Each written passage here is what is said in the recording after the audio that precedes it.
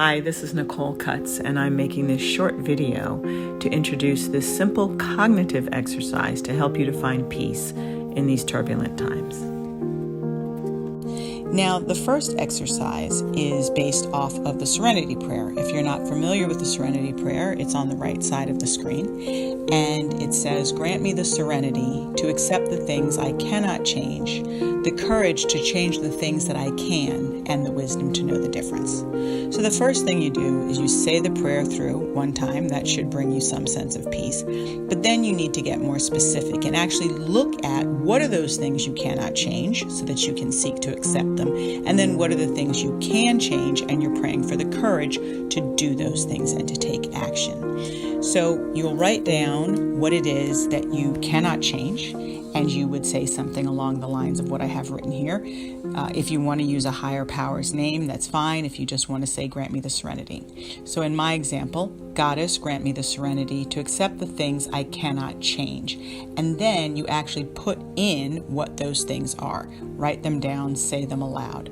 So for example, the racist thoughts or behaviors of others, the existence of the coronavirus, and then other people, and actually say those people's names, okay? You have to understand that you cannot change other people. So it helps to get into action around this to actually say, "I cannot change this person." But you're praying for the serenity to accept them. The next thing you want to do is focus on the things that you can change. So you would write down or say the things that you can change, and you're asking for the courage to actually do those things. So, for example, the courage to change the things that I can, such as my attitudes and actions. And examples I give here: creating change in my community or organization, voting, helping another person, contributing money to a cause related to whatever this thing is that's disturbing me. Now, the thinking behind this is because oftentimes we're stressed when we're trying to change things that we can't, or when we're just overwhelmed by all the things we can't change. So this exercise helps you to separate the things you cannot change from the things that you can change. And then by getting into action around the things that you can change, you regain a sense of control, which would also contribute to lowering your stress. Lastly, you just continue to pray to know the difference between what you can and cannot do, and you continue to put things in those boxes. Now, this is an exercise that can be done over and over. I like to use it every day, and you can use it anytime you're particularly disturbed or anytime that you like. Lastly, you just need to think about, what are you doing to take care of yourself, okay?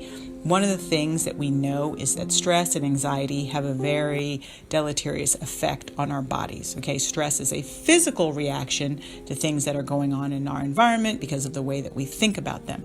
So it is important that you do something on a daily basis to take care of yourself. Now, you don't have to go to the spa and meditate like this lucky little Jack Russell, but exercising, eating right, again, spending time with friends, going outside, taking a walk, all of those things are things that you can do to take care of yourself, and you want to make sure that you continue to do that.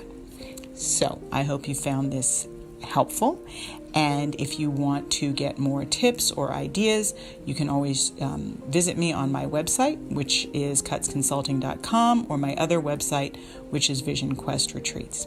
And feel free to leave a comment and subscribe to my channel, and please share this with anybody that you feel that it would be helpful to.